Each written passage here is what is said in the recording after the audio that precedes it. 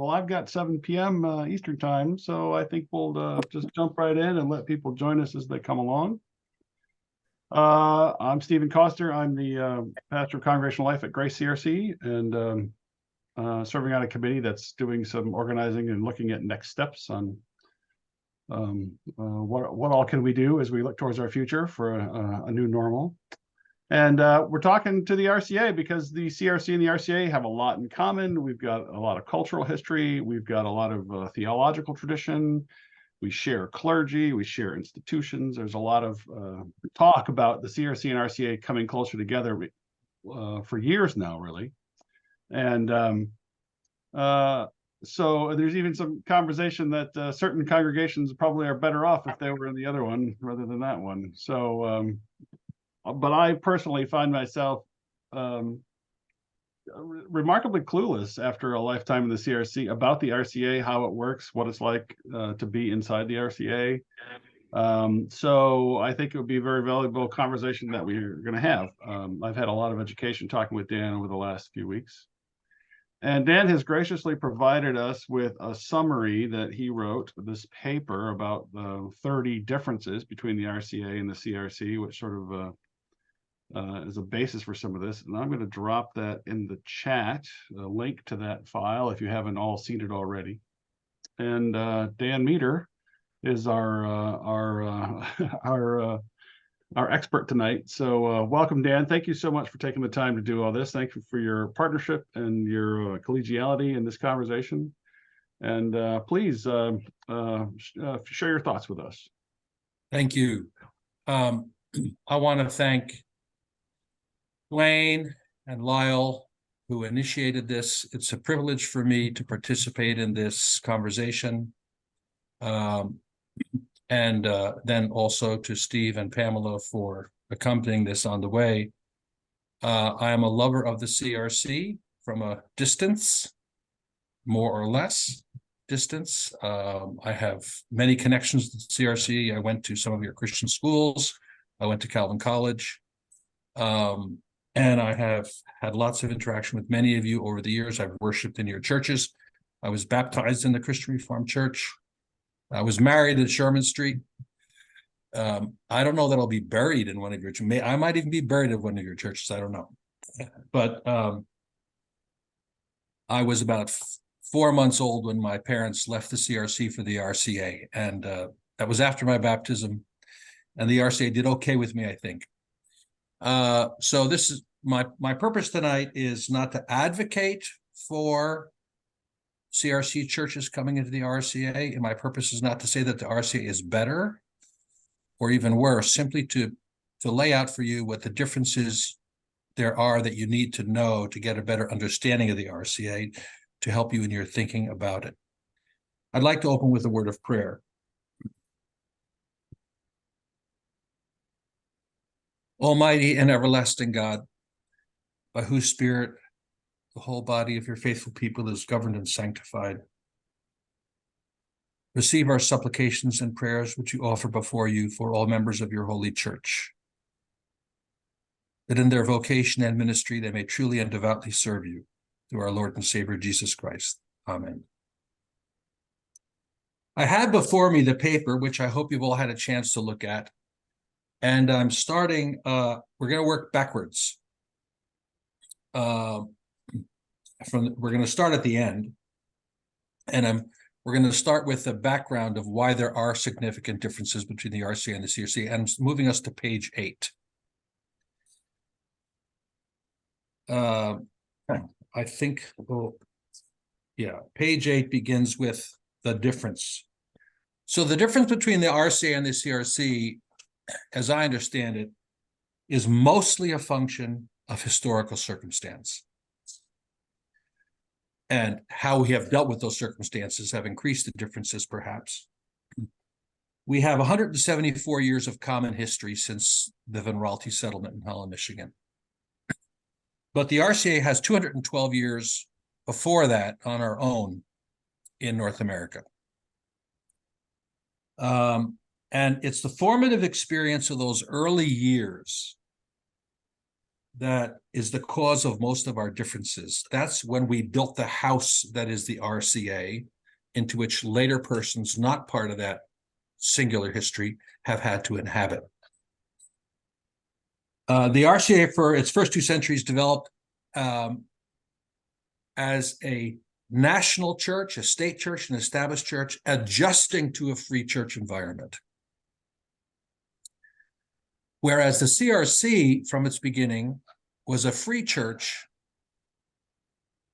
repudiating the established church, state church environment. And the Midwestern RCA is in between, because the Midwestern RCA came from that repudiation as well. And those who have come into the RCA have had to live with that establishment house. There were historical differences. There were 3 different immigrations and 3 different source churches. The 3 different immigrations were the first colonial immigration, which was the cause of the founding of the Reformed Church, the Dutch Reformed Church, as it's still often known here in the East. And there's a sense in the East, especially, that we are in unbroken continuity with that establishment from the established church of the Netherlands. And that estate church background, that establishment church background, has been very important in developing the character of the Eastern RCA, even to this day.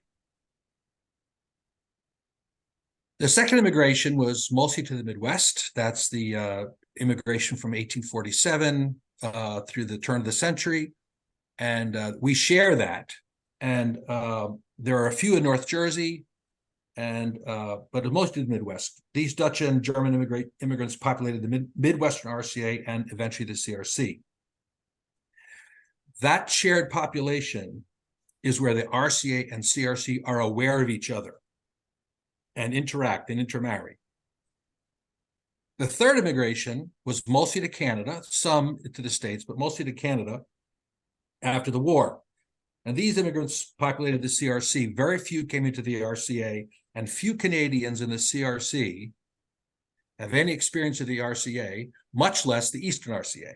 So those are the 3 different immigrations. And the RCA is defined by the first and second immigrations, while the CRC is defined by the second and third immigrations.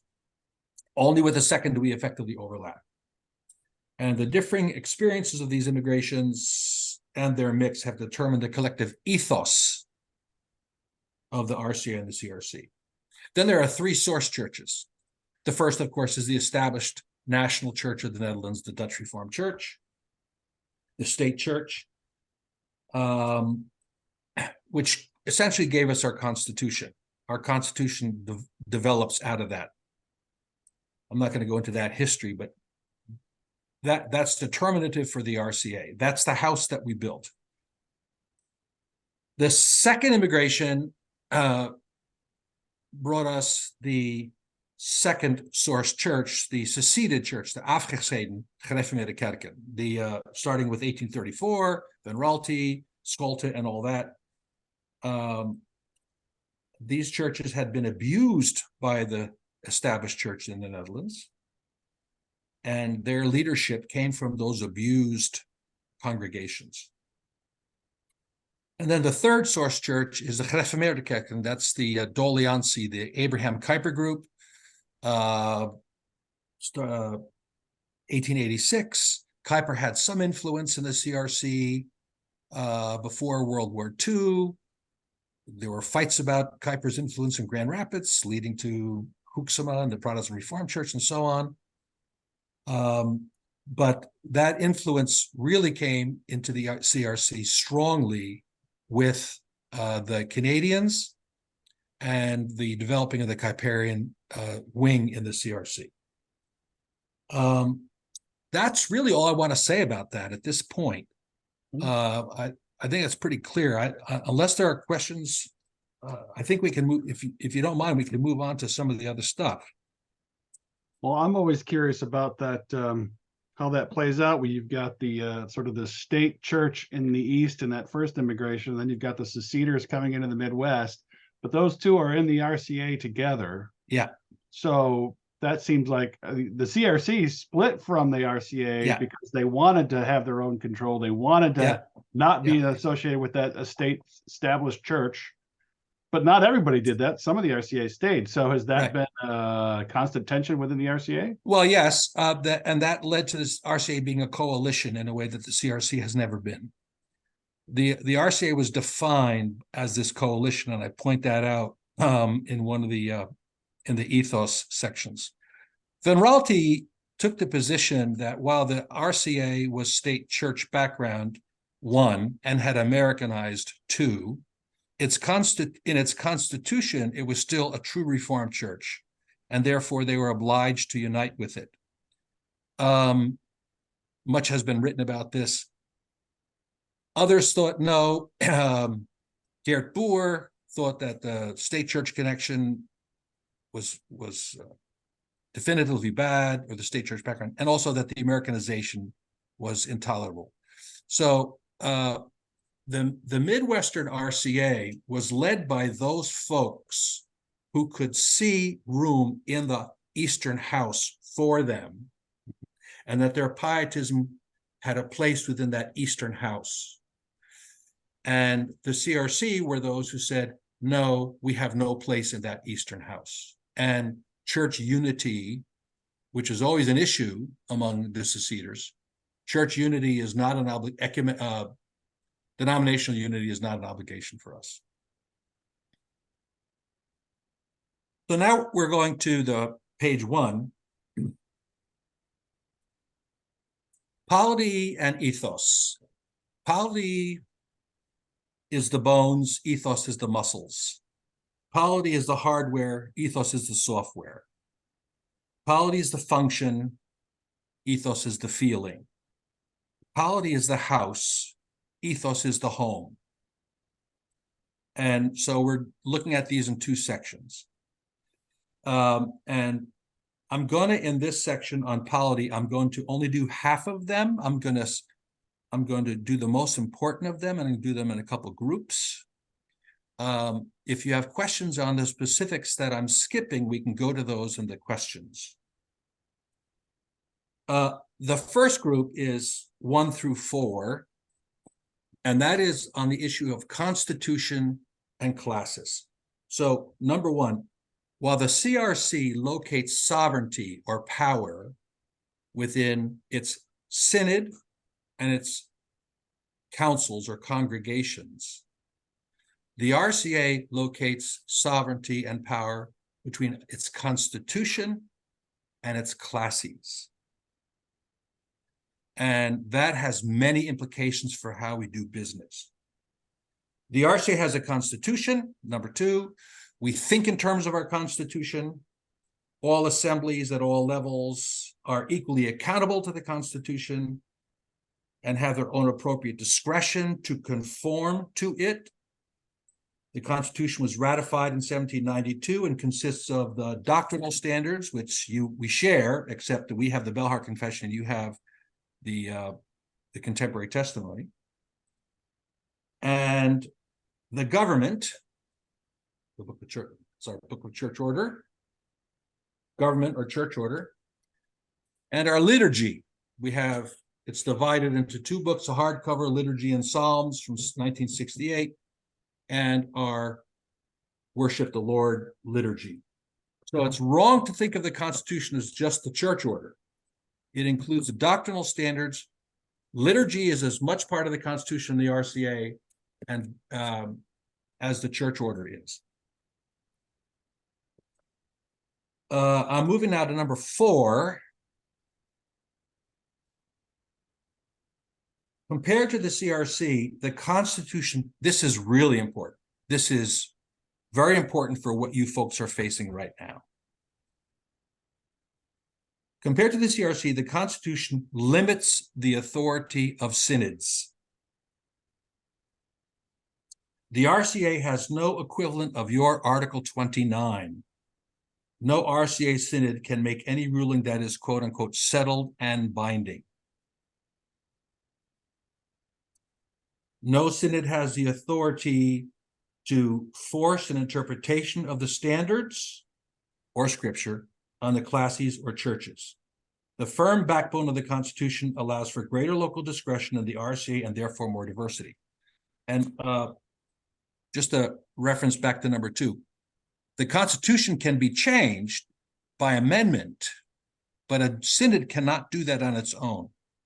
If there's a change in the Constitution, an amendment, one synod has to approve it, then 2/3 of the classes have to ratify it.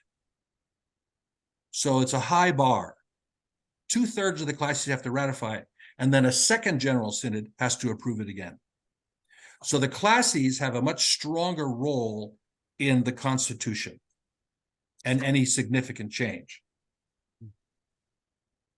The General Synod, for example, how this works out, still back to paragraph 4, the General Synod has a policy against same-sex marriage.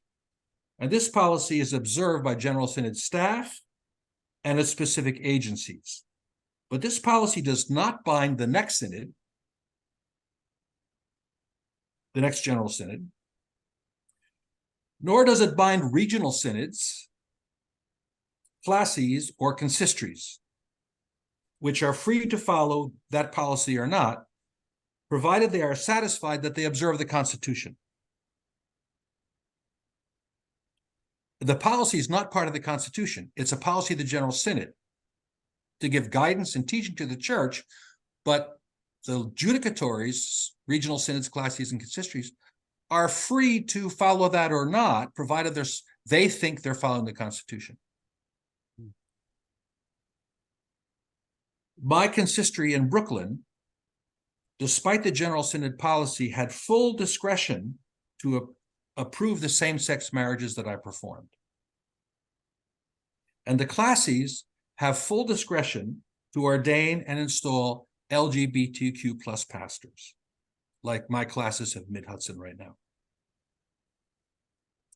So that's that section on Constitution and classes. And maybe that's the most significant difference right now for the issues that you're facing.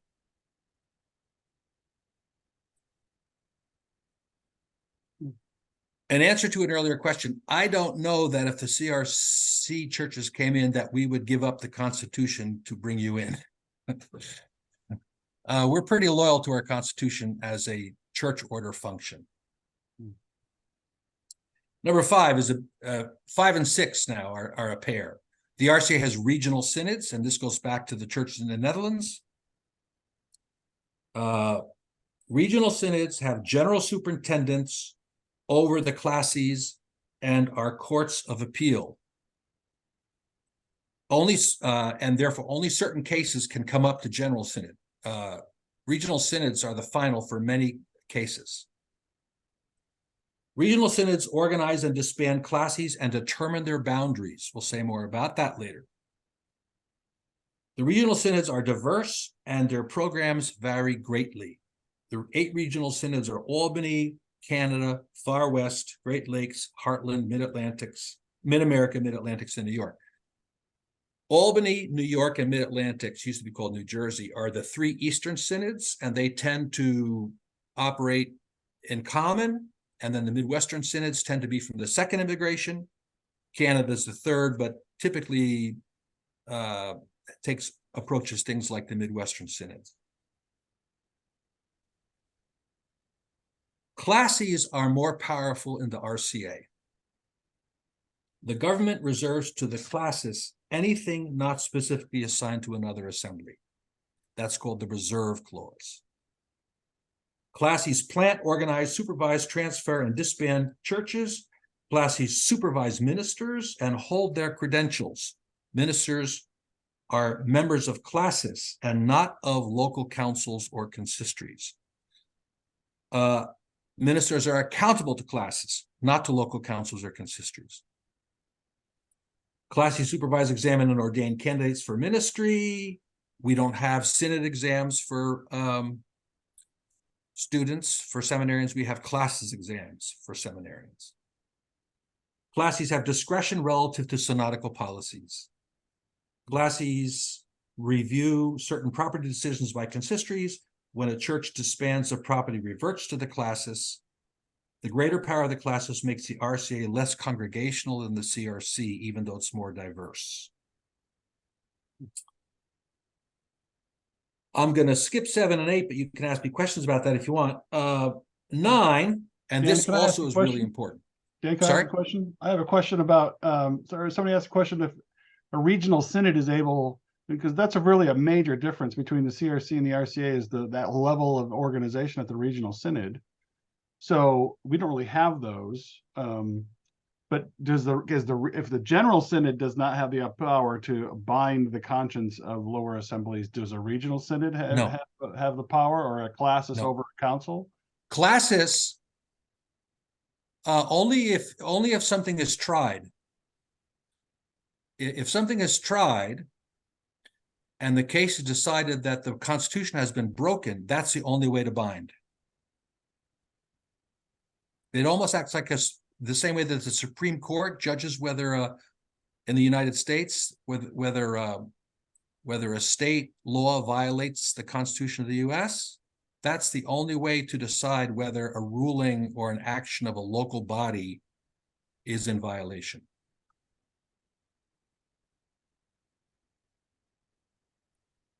I will say offhand that I've been watching some of the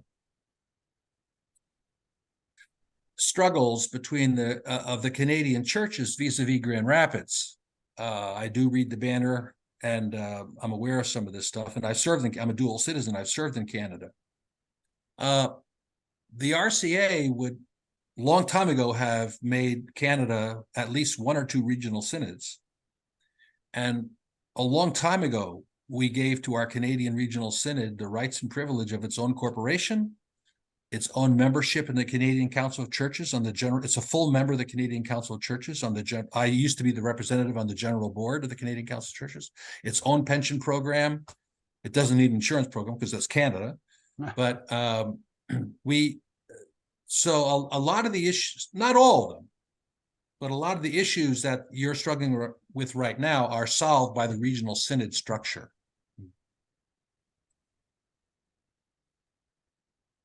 Let me move on to this next very important issue. And I'm putting this in language that you'll understand. It's not necessarily ecclesiastical language, but the RCA has what you would call more judicial restraint than the CRC. And there is no cross-judicatory discipline. A council in California may not charge a professor in Grand Rapids.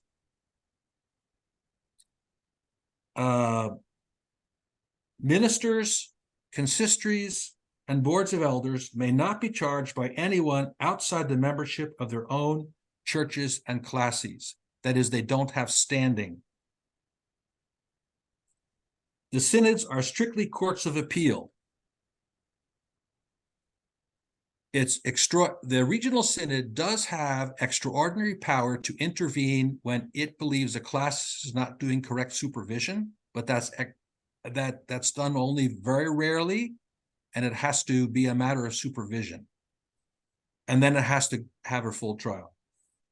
I don't know that that's been done in the last 100 years. The synods are quickly courts of appeal.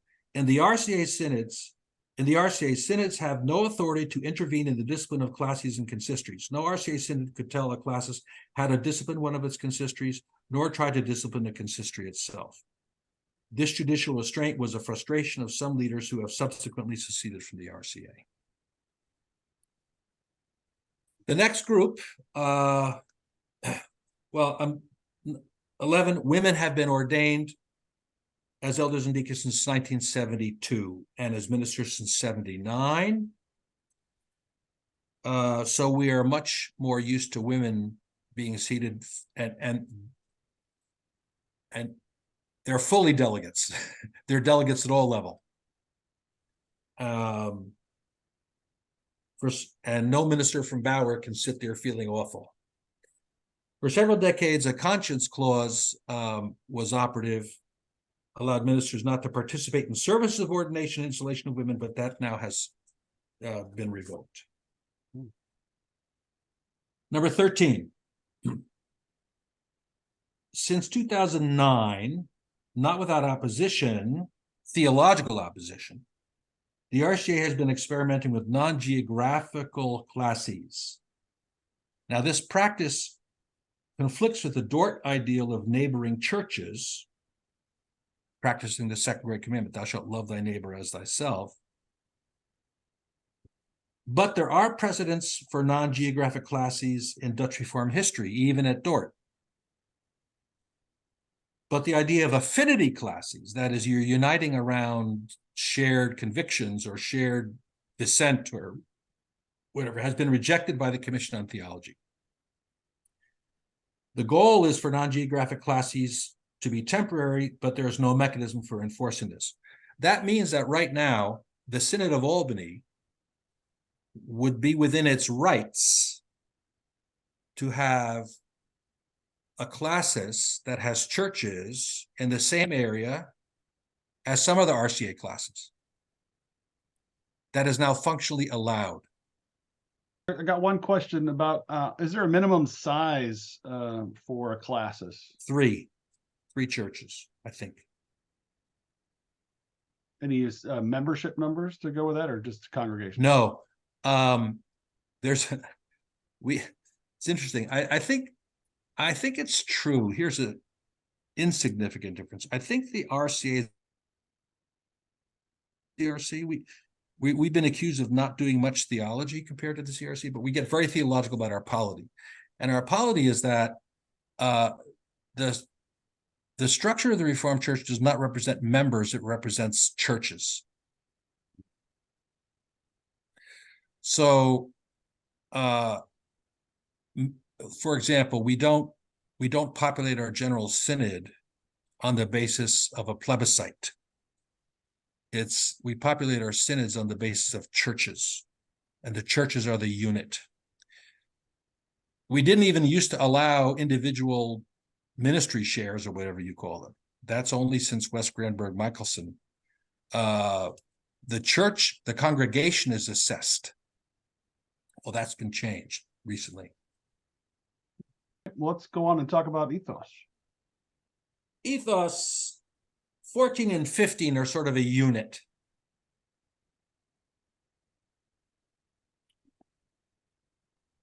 The RCA was planted as the colonial extension of a national church, the Dutch Reformed Church in the Netherlands, and its oldest congregations were established by the civil authorities and supported with public funds. Its churches were the only public churches and were set up on the parish model. All citizens in principle were congregants, no matter what their background or belief. Its parochial schools were the public schools.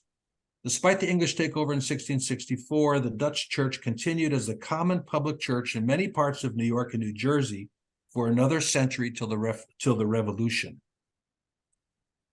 In many of our towns here in New York, the Dutch Reformed Church is by far the oldest church, often by a century to some of the other churches.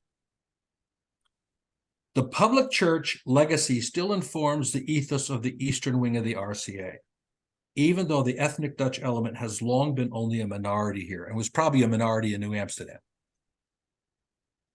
Public church, I think that's one way to describe the ethos. The RCA is public church. And that works out in the next paragraph. Churches in the Eastern RCA act like parishes, while churches in the Midwestern RCA, I'm sorry, about 14, that this public church. And again, the Constitution of the RCA was built as a public church structure. That's our government. That's the Constitution, and that's how we view our church government. It's public church and not congregational church. And even though the Midwest came into that, it had to inhabit this public church structure. Churches in the Eastern RCA act like parishes, while churches in the Midwestern RCA and CRC act like congregations. We could make a footnote to that about Grand Rapids churches, but on the whole, CRC, they act like congregations and not parishes. Parishes are geographically rooted and oriented to whoever lives nearby, even when neighborhoods change. By contrast, congregations gather people who share their behaviors and beliefs. Congregations can move, and did so, whether from the Netherlands to Michigan, whole congregations, as you know from CRC history, or from the cities to the suburbs. So in the RCA itself, New York City maintains 3 classes within the city itself. Churches that have been in their locations from the beginning and have had complete changes in membership. That's Eastern RCA. Whereas in Chicago, which is Midwestern RCA, all of our RCA congregations have moved to the burbs. And I don't know if there's any RCA congregation left in the city of Chicago. That's the difference in experience of the Eastern and Midwestern RCA. And I suspect also of the Midwestern CRC, there might be some. Okay, I'll get back to public church later on. That's good. So I want to skip. RCA churches with a parish mindset, and this is going to be this might be difficult for CRC people. RCA churches with a parish mindset are typically more open and tolerant than the CRC, but also less warm, less gezellig, and with less feeling of belonging for those who succeed at belonging. All that Will Caterberg stuff in that first article in the banner about eating the same food.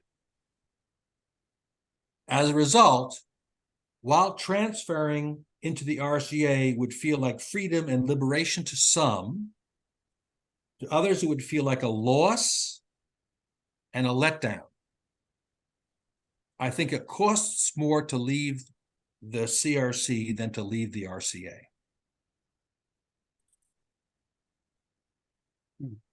That's a big one. And here's another big one, and easily misunderstood.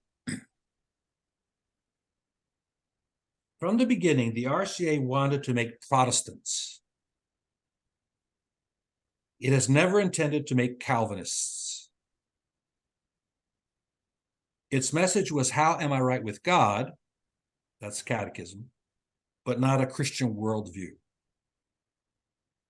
The Calvinism of its constitution was the means to make good Protestants, not to advance Calvinism as a program.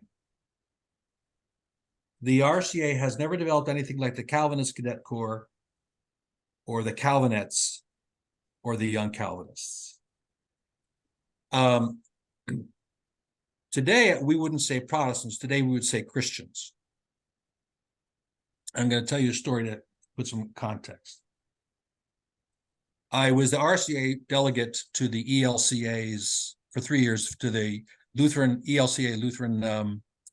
Denominational Council.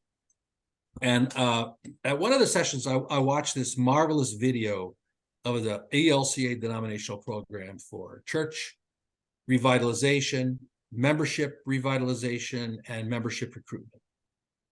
And at the end of it, I asked that we had a break, and there was a progressive bishop sitting next to me, Indiana. And I said to her, does the ELCA want to make Lutherans or Christians? And without hesitation, she said, we want to make Lutherans. Well, fine. Anglicans want to make Anglicans. Baptists want to make Baptists, I guess. But the RCA wants to make Christians. And our Calvinism is real, but our Calvinism is determinative for our classes, and our pastors have to be Calvinists more or less, but it's not for Calvinism. It's for Christians. And that's a big difference. As I understand the CRC, its original purpose with the secession was to protect its people from Americanization. And then beginning with beginning with Henry Beats and then H. Henry Meter and others, and Calvin, it came to be positive Calvinism. How can we be positive Calvinists? And the Christian schools became less and less a place of protection and isolation, and more Calvinistic culture worldview. After World War II, this became more and more Kuyperian, that the purpose of being of the church is to make people with a particular worldview, a Kuyperian worldview. I don't know that that's ever been the whole CRC. I doubt that it's been the whole CRC. Certainly not been the CRC in some of the churches I know in North Jersey. But the RCA never had that movement to Calvinism and Kuyperianism, simply to be Christian. That's an adjustment. That might be an adjustment. 17 and 18. The RCA has never been antithetical or spoken of the antithesis. From the beginning, and 1793, we were in the preface to our Constitution. It's very strong in the preface to our Constitution of 1793, 1792, 1793. It has, in its Constitution, there's language about we do not criticize other denominations. We simply present what we believe and how we structure ourselves. And therefore, beginning in 1810, paragraph 18, when the RCA joined the American Board of Commissioners for Foreign Missions with the Presbyterians and Congregationals, the missions policy of the RCA has always been ecumenical. And we could say more about this, but the RCA has always been open to ecumenical involvement. As paragraph later on, we are charter members of the National Council of Churches, charter members of the World Council of Churches, charter members of the World Alliance of Reformed Churches, which is now the World Communion, and so on. So the RCA has never been antithetical and typically ecumenical. Well, the next two are a pair as well. Since 1850, the RCA has been a coalition. When the Classes of Holland, under the leadership of Albertus van Raalte, was accepted into the Particular Synod of Albany, a whole different kind of Dutch Reformed experience began to grow within the RCA. A different mindset moved into and took over half of that old house that the established RCA had built. For over a century, the maintenance of this coalition defined the RCA, balancing East and West, Old Colonial Dutch and New Immigrant Dutch, Established Church and Secession Church, parish and congregation, mainline Protestant and Pietist Evangelical, and so on. The leaders of the RCA were those people who, by means of relationships, could manage this coalition. The coalition united in supporting Hope College, but more importantly, foreign missions. Missionaries from both sides of the coalition worked harmoniously together. That coalition just broke down. And it broke down, paragraph 20, because the coalition managed a disjunction between two discourses: inclusion versus purity. The Eastern RCA, with its ethos as an established church, has leaned towards welcome and inclusion. But the Midwestern RCA had come out of a struggle in Europe for purity against the established church. And this ethos has endured in the RCA and been the dominant ethos in much of the CRC, I would argue. The disjunction was managed by leaders like Van Raalte, who were able to build trusting relationships on both sides. Alas, with the human sexuality debate, the disjunction finally proved too wide and the coalition failed, leading to the departure of so many. I'm going to tell you a little story about that purity ethos. We had a general synod in Pella, Iowa a few years ago, and I was the delegate. It was the same synod where the CRC was meeting at Central College. And it was a boring afternoon, and one of my fellow delegates came up to me and she said, I have smokes. So three of us decided to go take a break and go have a smoke. And you can't smoke on the Central College campus. So where do you go? So we started working through the neighborhood of Pella, Iowa. And I mean, these pristine, whose stoop are you going to sit on and smoke a cigarette, right? We keep working our way north, and there's First Christian Reformed Church. Didn't seem right to smoke on the front steps of First Christian Reformed Church, or the park across the street. There's a sign against smoking. So we found our way to this big green in the middle of Pella, big square. And there was a bench, nice bench, and that looks great. And there was a tall blonde person in a green uniform sweeping. And we said, is it illegal to smoke here? And she said, well, I don't know if it's illegal, but somebody might see you.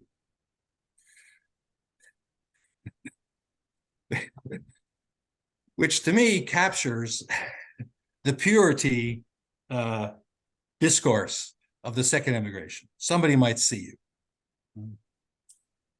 I'm not advocating smoking, but I got to tell you, sometimes at synod, if somebody comes up and says, I have smoke, sure, it's quite a temptation. Number 22, which causes great discussion. And Jim, I see Jim Bratt is here. Maybe Jim and I could have a whole evening Zoom on this. We can go hammer and tongs over Kuiper.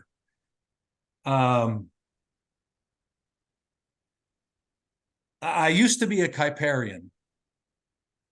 I used to call myself a Kuiperian. I was even a Doyeverdian. And I'm no longer a Kuiperian, but I'm still a Doyeverdian. I think I'm the only non-Kuiperian Doyeverdian that there is. I'm a Marxist Doyeverdian. The RCA has less influence of Kuiperianism. Although it was RCA churches that Abraham Kuyper visited when he came to America for the Stone Lectures, even preaching at St. Nicholas Collegiate Church on Fifth Avenue, Manhattan. The Gereformeerde immigrants were directed to join the CRC, especially after the Second World War with the immigration to Canada. I've understood that it was because we decided not to outlaw the Masonic movement, make that a denominational policy. Mm-hmm. The square inch slogan is little used in the RCA, and the ground motive of creation, fall, redemption has little currency. The RCA's favorite Dutch theologians, A. van Ruler and Hendrikus Berkhoff, are less creation-oriented and more eschatological, as is the Belhar Confession. One can be a happy Kuiperian in the RCA, but without advantage. And one can. And I can expand on this if you have questions, and I welcome that questions on this. Because we're a parish orientation, the RCA has a larger percentage of Black and African American members. I grew up in an African American church in Bedford-Stuyvesant, Brooklyn. My father was a pastor there. That was in the 1950s already. And we have, I want to say that since 1968, a vital African American Black Council has witnessed prophetically to the RCA and the racism harbored within it. The council played a key role in the RCA's witness against apartheid in South Africa, and it strongly supported the Belhar Confession. We have a whole group of African-American RCA pastors in the East who have lived their whole lives in the RCA, are as RCA as anybody in Iowa.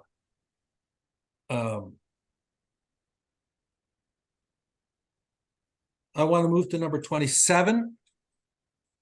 The RCA is both more liberal and more conservative because it depends more on self-discipline. It tolerates more diversion from the doctrinal standards in the liturgy, for better or worse. In the East, this allowed cases of mainline liberalism, which are fewer now. And in the Midwest, many cases of evangelicalism and even fundamentalism. With the recent departure of so many churches and ministers, the RCA as an aggregate is suddenly, and at least for now, less conservative. I don't think it's more liberal.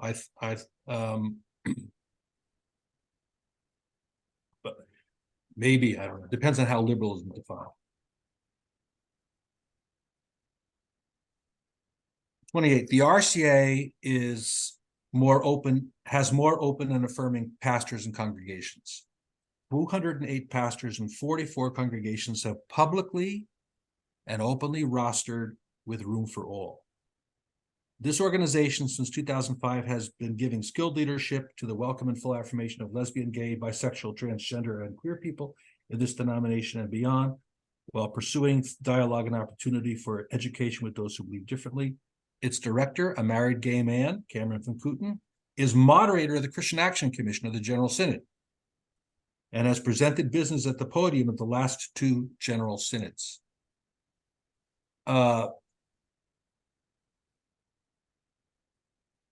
Much more can be said about that. I'm going to leave 29 and 30 after a break, because these are not actually historic differences. These are recent differences. This is more of an update of the last couple of years. Mm-hmm. Any clarification questions on? Yeah, Steve? More about the parish idea, because honestly, it's a fairly foreign idea for guys like me who grew up in the CRC. And of course, a congregation can move. If your people move, the whole congregation, you are the congregation. Yeah. But the whole parish idea of everybody in this neighborhood belongs to this church and is a member of this church because they're in the neighborhood. That's kind of a new concept. Can you talk a little bit more about that? Yeah, of course, it changed after the loss of establishment. In 1664, it was no longer everybody was a member. While we were the established church, everybody was a member, potentially, whether they knew it or not. After 1664, when the British took over, everyone was a potential member. And but it was a sense that the church spoke to the whole village, to the whole town, and everybody. It was very common all the way since the foundation of the church in New York and New Jersey for there to be many non-Dutch people in the church from different backgrounds, because it was the Protestant church there. But that sense of the other sense of just staying, like the Flatbush Church, or the Flatlands Church, or the Fishkill Church. It's probably a bit of it's not probably, it is very much a leftover from Christendom, that this church is the worshiping place for this place, this spot of ground. And it's responsible for this spot of ground, for this neighborhood around here. And I don't know if I can fully explain it. But it's a reality that you still see that these churches are just immovable. And no matter how few or how many people are there, the church just goes on and stays.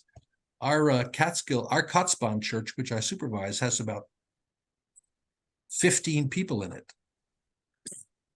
And it's been 15 people for about 30 years. And it just stays. I tell the story in here about how when I was preaching at the Prospect Park Christian Reformed Church, where my dad grew up, its last 3 months when I was working on my doctorate, they felt they had to close because they were down to like 60 families or 40 families. And we had 30 kids in the children's service. They were too small to keep going, so they merged with Second Church to make Unity CRC in Patterson. That would have been the largest church in our classes at the time where I was.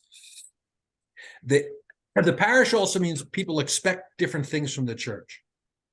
As public church, the parish church is not the place where you find your close. It's not, you don't go there to get your relationships with other people. You go there for the sacraments and the preaching. You go for the Christianization of your life, but you might well have best friends outside that. You might well have you hang out with people not in that church. But So that sense of community, that's part of a congregation, that sanctified community, that the extreme is Anabaptism, that Mennonite sense of the gathered community. It gathers on Sunday, but that's the only time it gathers. I got a specific question about point 12. The relationship with the CRC is not one of those full communion relationships, and yet has many interconnections and polity provisions. Yeah. What role, if any, might ecumenical organs of churches like the Commission on Christian Unity, Ecumenical and Interfaith Relations Committee, have in aiding the transition of office bearers and churches between the churches? Yeah. I think we've just not bothered to define our relationship. I think we're common law. Al's got a question about, is it thinkable for a cluster of CRCs to join this RCA as a classis? But I think maybe we should talk about the updates, your last couple points here about the recent ARC and so on. And let's give an update of where that's at. And then we'll start talking about some of these bigger picture questions. Well, as of June 2023, 223 churches have left the RCA. So there are about 600 remaining, just under 600. More will be going. Very few are transferring to recognized denominations, so these are technically secessions, but we have calling them grace-filled separations and letting them take their property. We have agreed for a couple of years not to contest their departures and are allowing them to leave with their property and assets. With the departure of so many churches and leaders, the RCA's great shaking out over human sexuality has already happened. The issue is hardly settled, as some of you might have heard from Trey Turpek's talk at the Albany Zoom sessions. There are certainly areas where gay and lesbian folks are not welcome in congregations, and where they're not fully welcome as ministers under care of a classis. But and how far we are on being the other side of the issue is an open question. But for example, I know of an openly married gay ministerial candidate who has just been certified by a General Synod agent and will be ordained in April in the RCA church. So there's been significant movement. And as I say, I don't know if a CRC synod would allow a married gay man to be a presenter of denominational business at a synod, but that's unquestioned now in the RCA. No, that's not. We did have a delegate from Canada stand up and essentially abuse him from the floor, but he was talked down immediately. Talk a little bit about the restructuring proposal that's going through. So since 2021, because the RCA tends to talk about polity more than the CRC does, the RCA has been engaged in a restructuring process, which in 2018 was originally envisioned as an attempt to keep congregations and pastors from leaving. That bus has left the station, but the restructuring process continues, now motivated by the desire of the core staff of the RCA completely to remold the denomination with a new vision and mission focused mostly on church planting. The restructuring team is due to make its final recommendation to the General Synod of 2024, and if these pass, they go to the classis for 2/3 confirmation and then ratification by the General Synod of 2025. We'll know how the classis have voted pretty much by February, March 2025.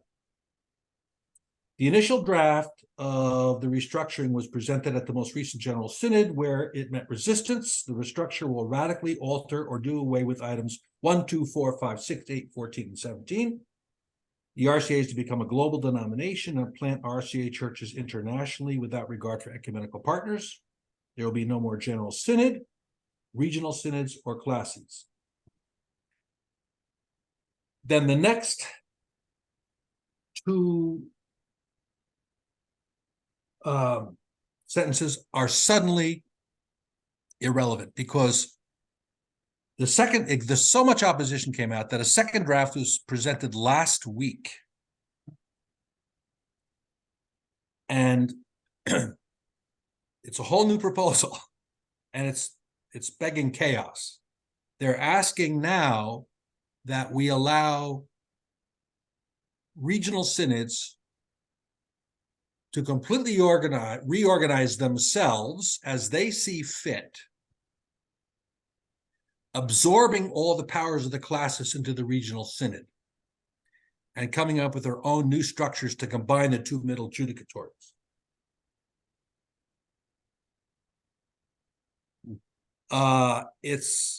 They're looking for chaos. I can't see how that's going to pass.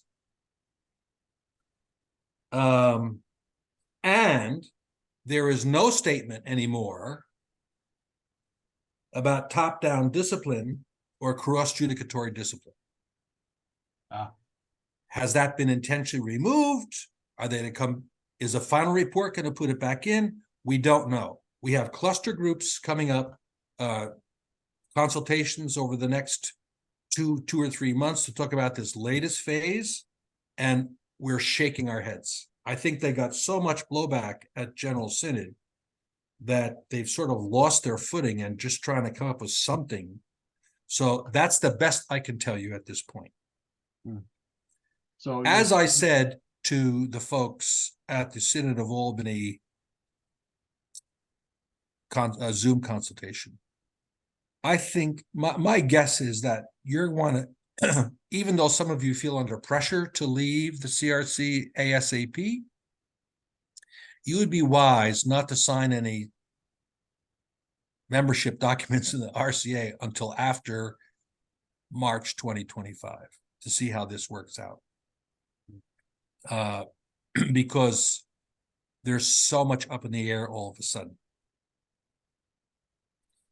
That's the best I can do on it. If you were to ask me why this restructuring, what's motivating it, then I'd be going into territory that really is my opinion, and I don't think would be of great service.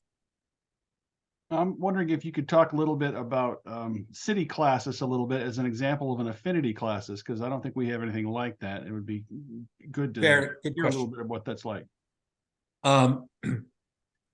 City classes was approved, and I talked to their clerk yesterday who said that they would be certainly willing to talk to CRC churches who need a home, as they recently became for the Dallas CRC.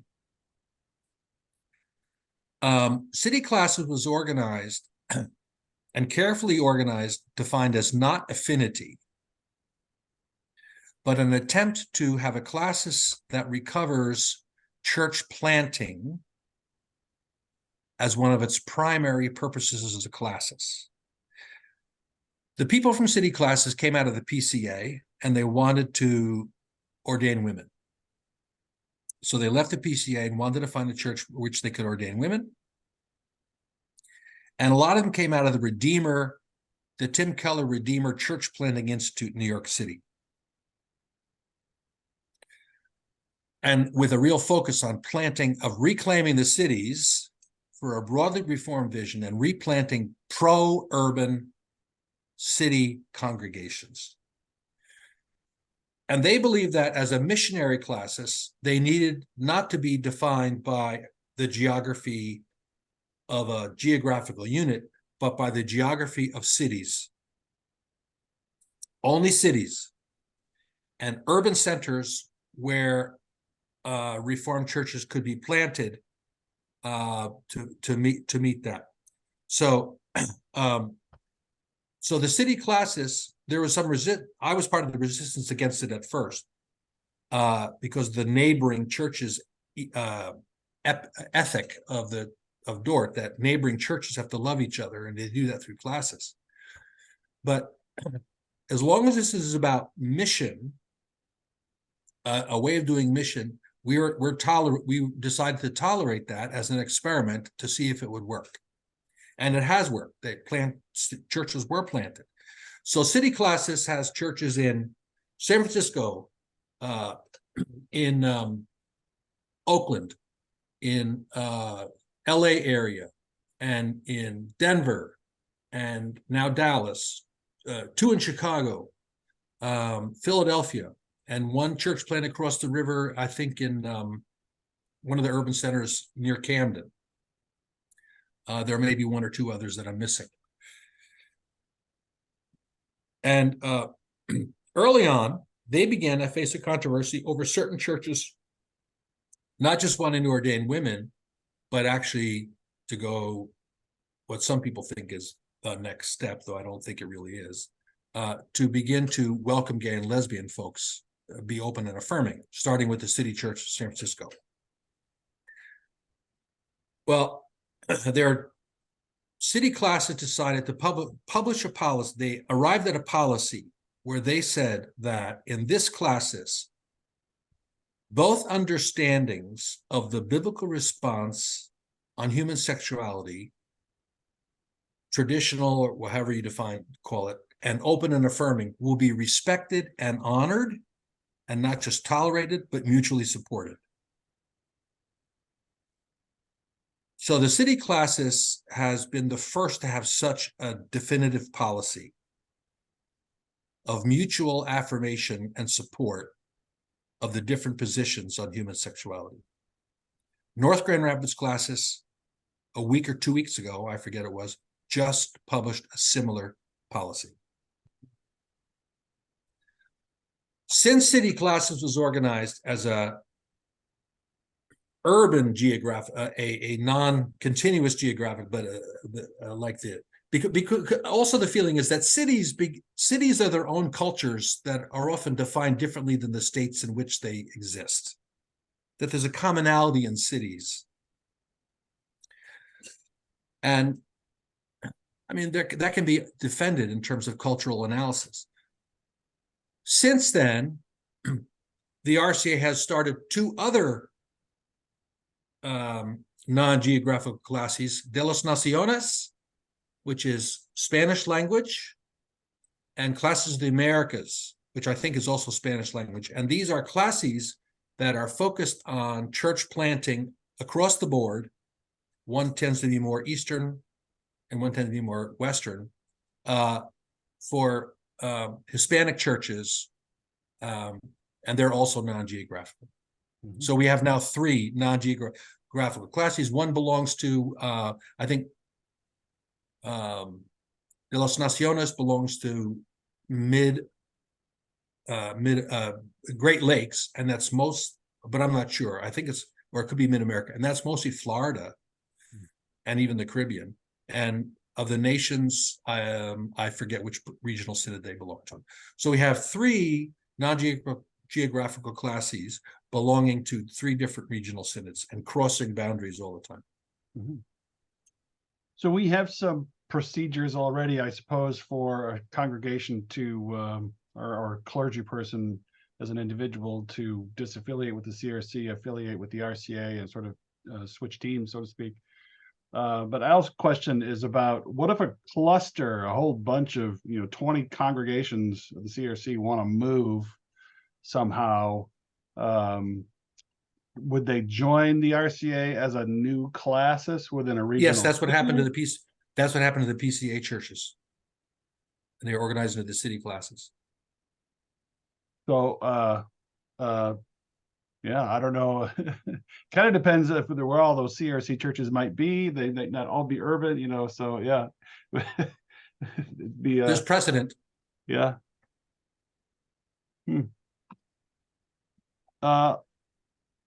guys did that with Classis Hackensack, but that was a long time ago. That's true. That's how we got our New Jersey churches. The greatest challenge to the RCA CRC convergence probably orbits around numbers 20, 20 and 25, which has to do with the disjunction between acceptance and purity, and the pragmatism of the RCA, the ethos, and get it right versus let it be. I think that begs a bit of that question, like what happens if a whole bunch of CRC folks infuse the RCA with our culture into your culture? What do you see that mix looking like? What kind of coalition management are we talking about there? Yeah. Well, that's one of the reasons I want it to happen. I think the pragmatism needs to be balanced. Another difference, I don't have it in the paper, but I've reflected on this recently, is the RCA tends to think historically, where the CRC tends to think doctrinally. We have 107 books now in our historical series. We tend to think historically, and our pragmatism tends to be, the tension is historical integrity versus pragmatism, where for you it's doctrinal. I mean, you've got a lot of pragmatism too, more recently. We'll have to look at the president of Calvin Seminary, but you've got a lot of pragmatism as well. But it tends to be not so much tempered by history, it's tempered by doctrine. We would both be better to have both history and doctrine. I think the CRC sometimes suffers from not being historical enough, always being revolutionary, and we could stand some of that doctrinal consciousness. I do want to say on this that I think we are both unprepared for the future, both denominations. I think we'd be better if we did it together, and our mutual gifts to face some of the challenges of the future. The CRC has adopted all this Kuyperianism, the one square and no square inch, or all the square inches, all that kind of language. That's tied in to me with our Christian day school emphasis, Christian education. Yeah. One of the ways we talk about it and justify it is, well, we need to claim every square inch for Christ. So we need to talk about all the topics from a Christian perspective and so on. And we need to have those schools. Even Van Raalte chose to come to the U.S. because freedom of religion was guaranteed rather than going out to the East Indies and so on. So that Christian school thing that we have is tied to our Kuyperian, our selective Kuyperianism, I suppose. Yeah, I'm just curious how the day school culture intersects with the RCA, and what kind of reception or conflict that might be. I don't think that'd be a conflict at all anymore. My wife, I grew up RCA, went to Christian school. My wife's RCA went to Christian school. That used to be rare. That used to be looked down on in the RCA church. But that's not the case anymore. Unfortunately, I think as the Christian school becomes more and more Americanized and simply associated with the Kuyperian right, like in Ottawa County, there's two sides of Kuyperianism, and it's not all fun and game. I mean, sometimes it is funny. And the Christian school that I went to, Eastern Christian, is not distinctively Calvinist in its worldview, really that much anymore. I think, and isn't it true that now a minority of CRC people send their kids to Christian schools? I believe that's true. I don't know what the numbers are, but it certainly isn't quite what it used to be. Yeah. And I think as my experience of the Christian schools is that they're pretty much simply my experience is that they're pretty much becoming evangelical, except for the teachers, but the dominant spirit they teach is more evangelical, and often, if it's not, it tends to be not Christian national, but a little bit tending that way. And I don't know if that's true in Canada, but if you ask in Canada, ask how many of the truckers were supported by CRC folks from the Niagara Peninsula. I don't know if I've answered that well. I don't think it's a problem. And I don't think being a Kuyperian is a problem. Even though no longer do Kuyperians, in my experience, no longer are they convinced on setting up that whole pillarized Christian political party. We've already got one, it's the Republicans. No longer the Christian Labor Union, Christian bricklayers, Christian soccer league, Christian this. But Kuyperians, you see it very much in the Canadian CRC. Kuyperians are used now to working in coalitions with other folks who want to achieve the same goals. And Kuyperians know they're going to be a minority, but they're not going to be able to change the structures of Canadian society or change the structures of United States society. So they're going to work within those. and cooperate with folks who want to achieve the same goals, like on global warming or indigenous rights, indigenous recognition and reconciliation, and so on in Canada. That's what have to happen. That's what you would do in the RCA. The Kuyperians who come into the RCA would begin to work together with folks who want to achieve, maybe from a more eschatological approach as opposed to a creation approach, or a more or because we're socialists, to a more just or whatever, to work together for the same witness to the lordship of Jesus Christ over all of culture and all of society, if not from specific Kuyperian language, but for a similar goal in mind. And I think that you would find you might have a harder time in the Midwestern RCA, just as you have it in the Midwestern CRC. But I think you would find in the Eastern RCA, after translating language, you would find a lot of support and a lot of mutual encouragement. And yeah, that sounds great. There's a couple of pragmatic questions about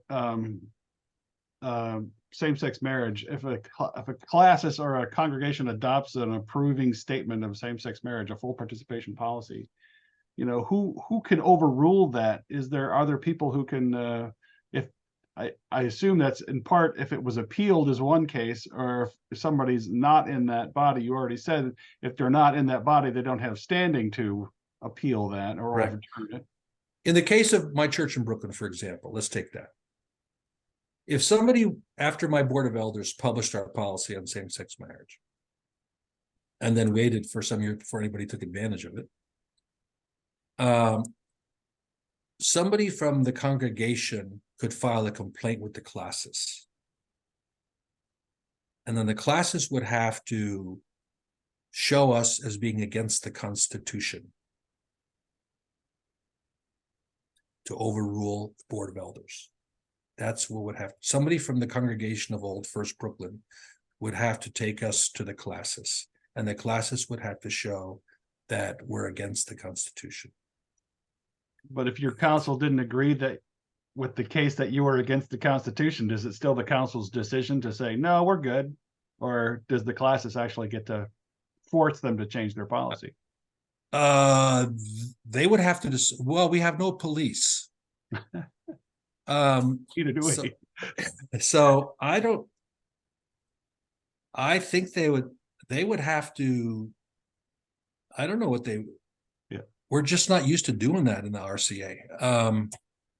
I guess they could suspend the board of elders. I guess, or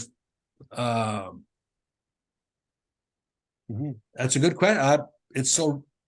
We're not in the habit of doing that. Sure.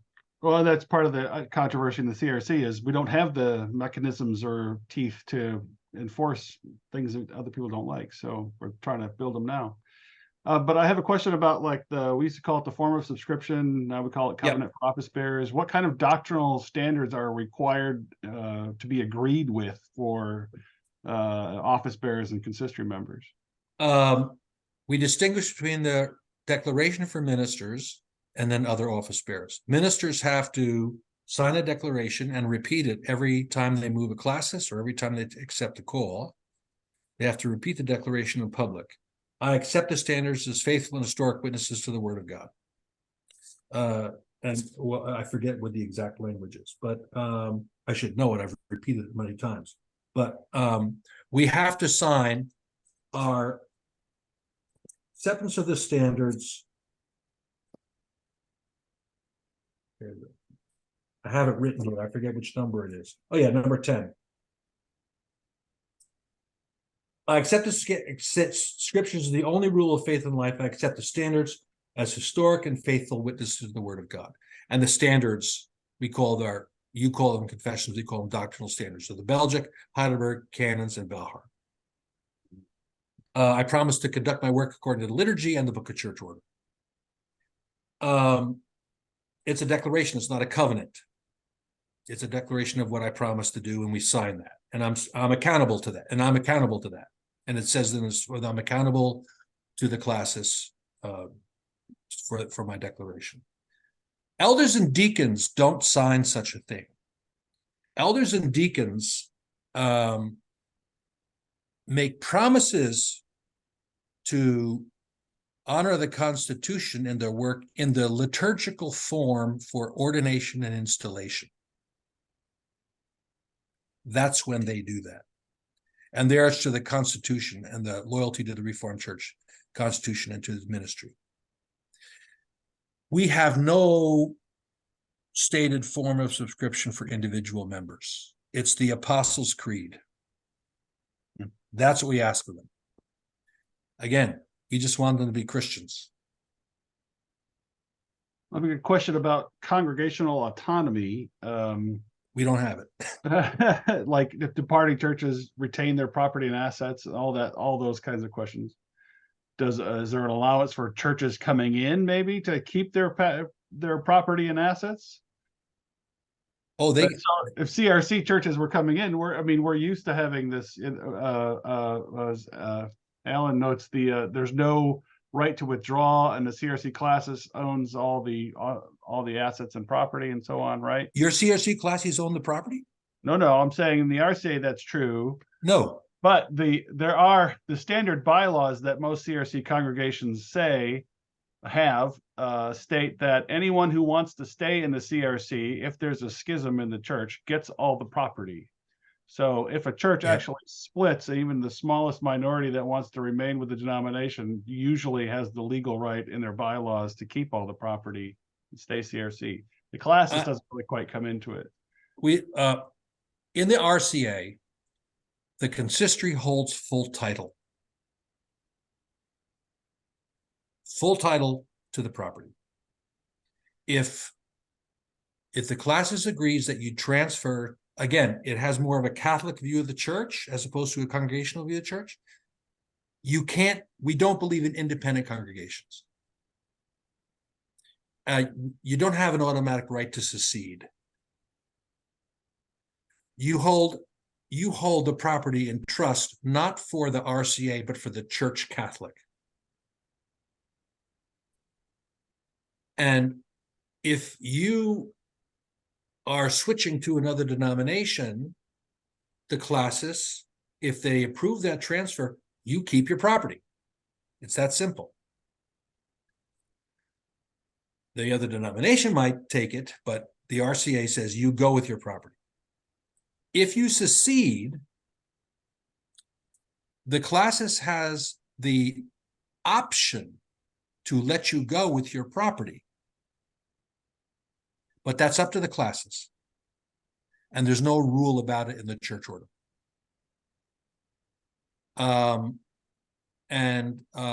Because the consistory at that time holds, and if you secede, the RCA considers some movements of a congregation not to be Catholic, to be against, and so therefore it may say, well, no, and if there's a split in the congregation, we don't. I don't know I'd have to research that one. Mm-hmm. Secession is not as big a thing among us.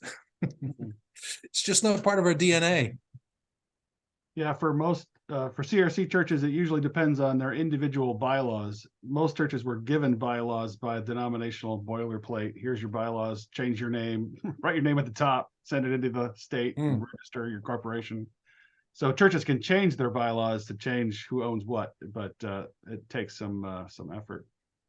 One thing I was curious about that I thought I've heard a couple times is because of the ecumenical agreements, the missions ethos for the RCA is not to plant RCA churches where your partners already exist? Well, that's one way where that's an implication, but we don't plant RCA churches at all. In Japan, we did not plant an RCA church. In the Middle East, we did not plant. We always believed in the three self, except in India, that's complicated, but in general, the three self movement: self-organizing, self-governing, self-sustaining. There's another self in there. We always worked to set up an indigenously governed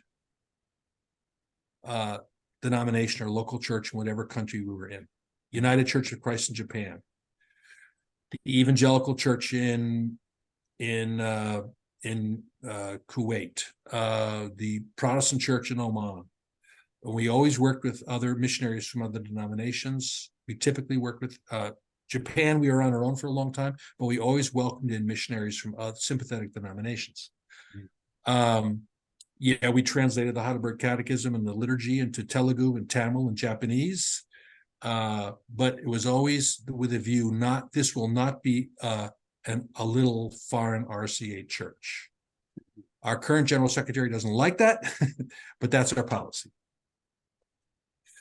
So therefore, because that was our policy, and we do not invade, we do not plant a church where there's another country. We do not plant an RCA church where there's another Reformed Presbyterian church in that country, which is why we didn't do that in Canada originally. Mm-hmm. Yeah, but how does that impact, like home missions, planting churches in Texas or Oklahoma or even no problem. That's fine. Okay. But in Mexico, we worked with the National Presbyterian Church in Mexico for 80, 90 years. Mm-hmm. There's a question about the Great Lakes Regional Synod. Did it once propose the confession that was specifically anti-gay marriage? Yeah. But he's standing regionally. Yep. It's called the Great Lakes Catechism. It was written by a guy at Kuiper College. And yeah, well. Is that adopted by the Regional Synod of Great Lakes? No. Oh. They can't adopt the doctrinal standard. Well, they could, but it doesn't have that it has no, they could pretend to, but it has no standing as a doctrinal standard. Right. Corey, you have a question? If you just want to unmute and even just speak it, that could work too. Before we wrap up, if you want to ask. Here we go. I can't hear you yet. There we go. Thank you. Okay. Can you hear me now? Yes. Yeah. Go ahead. Yes. Okay. And it struck me about what you said about ethos, and that the RCA churches have less of a social community, intimate social fellowship and so on. If a congregation as a whole joined RCA, that wouldn't necessarily change within that particular congregation, now would it? Well, there are many congregations in the Midwest that, again, it's where there are many RCA congregations in the Midwest where that is the case, where they're very much a congregational unit. Yes. Again, I just want to point out that there are RCA churches where they are not. Okay. But there are many that there are.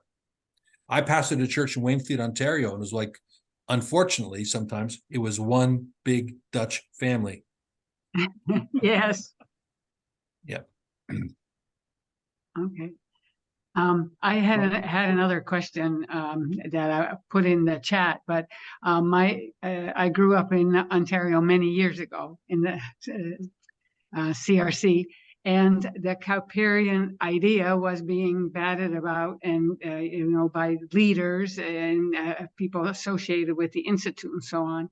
But as a young person growing up, I didn't hear about that so much in church, and I don't think that's what made us identified us, that we were Calvinists. We thought of ourselves as Christians a little bit more than what I sensed you describing, but perhaps it changed since I left. I don't know. Well, were you from Neerlandia?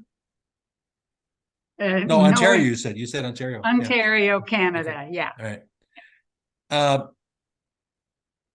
I'm going to tell you a story. I mean, my bias is clear. I'd love to have you, if you could find a home with us, I'd love that. Now, I'm not going to tell the story because that'd be off-putting, but okay. Yeah. Okay. Thank you. Mm-hmm. Well, Dan, I want to thank you for taking the time to hang out with us and give us all this wisdom and experience and an overview of the RCA. It's been very, very helpful and insightful. The paper, I think, is going to have its own life far and wide. Lots of folks have been reading it and commenting. So I think you're having a big impact on the CRC. No matter what happens next, it's already happening. So Can I say one thing that it just? Yes, please. I've highlighted the differences. It needs to be said how many similarities and commonalities we have. And I also want to say that the RCA has a rich history and a rich tradition, which we're not a lane mod of the Reformed Church. I mean, we're not just like a bad version of you or a cheap version. We have a rich history and we have rich theological reflection. We have our missions history is a remarkable missions history. We have lots of meditation upon the standards. We have a wonderful liturgy. We have wonderful liturgical forms. So there's things that we're not just the ugly brother. We have things to share also, and I think you would gain from us some things as well as we would gain so much from you. Thank you so much.